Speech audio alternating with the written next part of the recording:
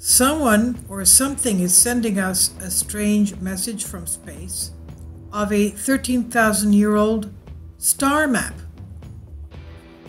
In January of 1974, a man named Duncan Lunan published an article entitled Space Explorer by Epsilon Boot. It was about a mystery surrounding a long-running echo, or LDE, that was first mentioned in 1920s. Experts studying all over the world found that their outgoing pulses returned with a delay of 3 seconds, as if amplified and returned back to Earth by something or someone, which was from the distance of the moon, but certainly not by the moon itself. So basically, it was pretty close to Earth. It was the distance of the moon. These delay times began to vary from 3 to more seconds, in increasing complexity in sequence, but with no change in intensity, indicating that only one source amplified and returned the pulses.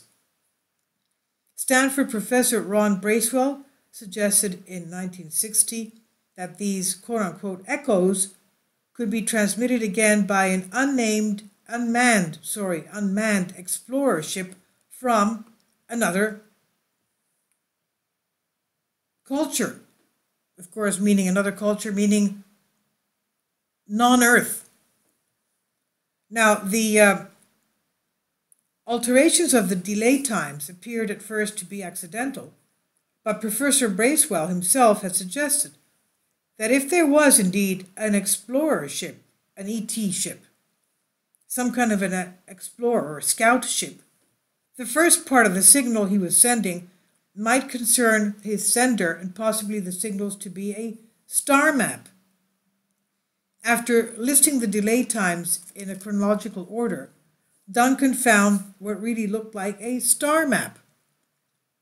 When he showed it to the astronomers, they recognized that it was a distorted image of Epsilon Boot in the Bootes constellation, or Bootes. Now, interestingly, Arcturus, the brightest star in the constellation, seemed to be missing from the map. But on further inspection, it was discovered that this map, quote unquote, that we see here on the right side of the image, it was discovered that this map could be about 13,000 years old. Nowadays, there's a rumor that this message may have come from the so-called Black Knight satellite, the UFO, that's said to be around our atmosphere. It goes from pole to pole. And at the same time, there is another message sent by the Olympians, according to a Greek general, Gerasimos Kalogerakis, stating, among others, quote, "The moon comes from the Bootean, who was sent to our solar system at the time of the great collision between Jupiter and Saturn, carrying very advanced technology to aid the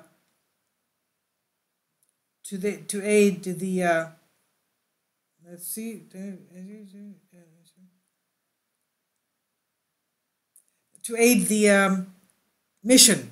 Okay, sorry, I'm translating from Greek.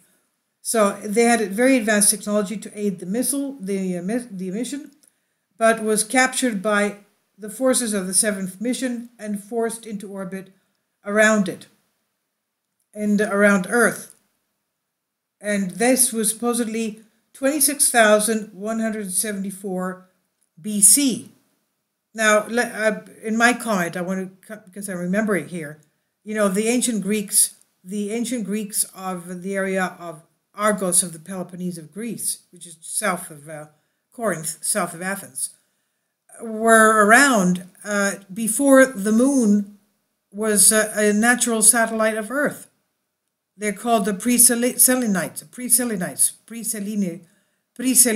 meaning before Selene, Greek Selene, the word for moon in Greek is Selene, and they were around before Earth had a moon.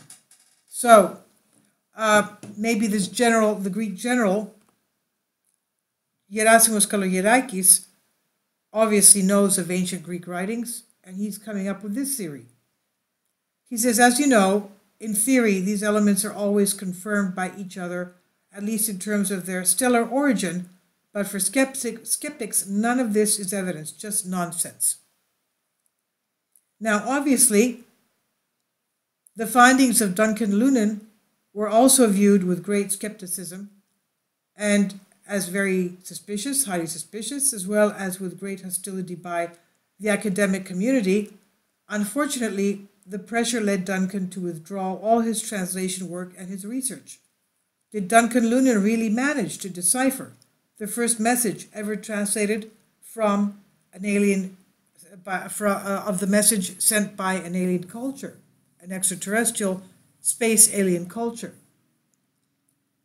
Now, should nowadays things are changing, scientists' eyes are looking at these issues a little more open-mindedly, should they reconsider Duncan Lunan's alleged, quote-unquote, decryption? And should they re-examine his findings? Well, yes, of course. Why not? They should, don't you think so? Now, if there really was a message that showed the Bootes constellation, would Duncan Lunan translate and something else as a consequence of what we should know?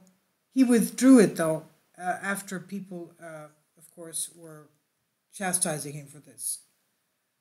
Tell me what you think. This is very interesting. A space map showing us, coming from a message that was repeated from a location not far from Earth-Moon distance, but it was not from the moon. But that's the distance that it had. And it was showing us a map of the Bootes constellation that appears to be a map of 13,000 years ago. Very strange. Here we are on Wikipedia, the Bootes constellation, and this is what it looks like today. As you can see, let's go in a little bit more. Okay. That's it right there. Okay. Sorry about that. Okay. It's a constellation in the northern sky, declination. The name comes from the Greek Bootes, meaning herdsman or plowman. One of the 48 constellations described by the 2nd century astronomer Ptolemy, Bootes is now one of the 88 modern constellations. It contains 4th brightest star in the night sky, the orange giant Arcturus, Epsilon Bootes, or Isar, colorful multi-star population. Let's go to Epsilon Bootes. There we go right there. It's a binary star in the northern constellation of Bootes. The star system can be viewed with the unaided eye at night by resolving the pair with a small telescope, changing aperture of 3 inches or greater. And that's it right there. That's it. Bootes right there. Okay. There we go. Right there like this. And there's Arcturus right there. I've translated this from Greek for you. I hope you find it interesting. Anything having to do with ancient astronomy, ancient construction, ancient technology, because it's part of our history and who we were, and the history of our Earth is really intriguing for me. I hope you find this interesting. Please leave your comments, subscribe, share, and ring the bell for more videos. Please take care of each other. Please be very, very, very careful. God bless you all and your loved ones. Thank you.